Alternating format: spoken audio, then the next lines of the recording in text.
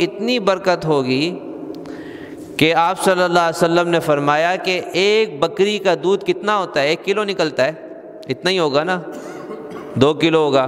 فرمایا کہ پورے گھرانے کے لیے کافی ہوگا، ایک بکری کا دودھ پورے گھرانے کے لیے کافی ہوگا۔ اصل میں اب تو ہمارے ہاضمے اتنے کمزور ہیں کہ ہمیں تو کوئی چیز ہضم ہی نہیں ہوتی ہے، اس لیے ہم صرف چکھتے ہیں، کھاتے تو نہیں ہیں۔ حدیث پڑھیں کہ صحابہ کرام گوشت کیسے کھاتے تھے، آپ صلی اللہ علیہ وسلم گوشت کیسے کھاتے تھے۔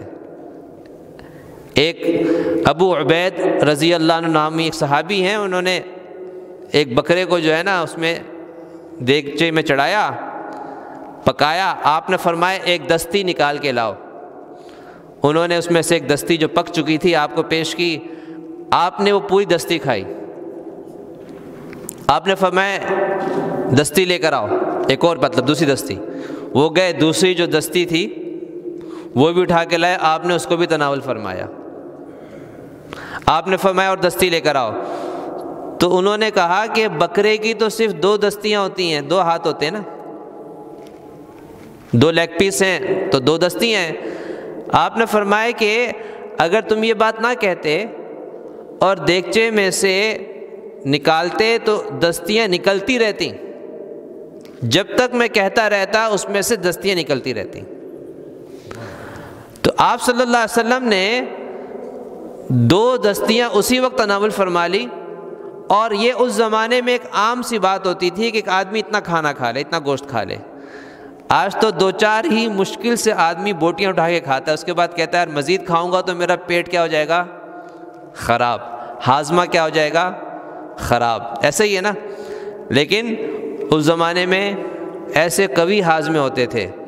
تو جب قیامت کے قریب برکتیں ہوں گی تو یقیناً اس وقت بھی لوگوں کے ہاضمے انتہائی اچھے ہوں گے۔ تو اب وہ لوگ دودھ کتنا پئیں گے؟ تو فرمائے کہ اتنا دودھ پینے کے باوجود میرے خیال سے ایک آدمی 1 کلو آرام سے پی لے گا۔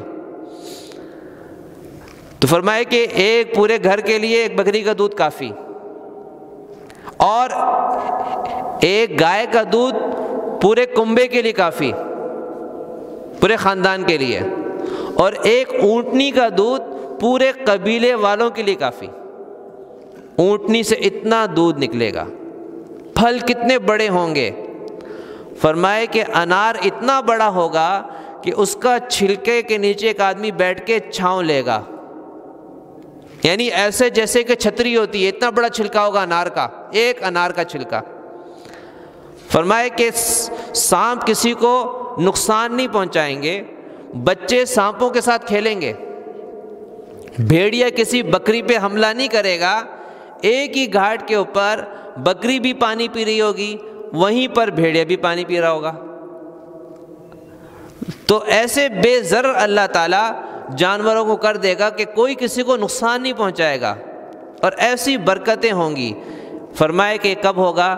جب حضرت عیسیٰ علیہ السلام دنیا میں تشریف لائیں گے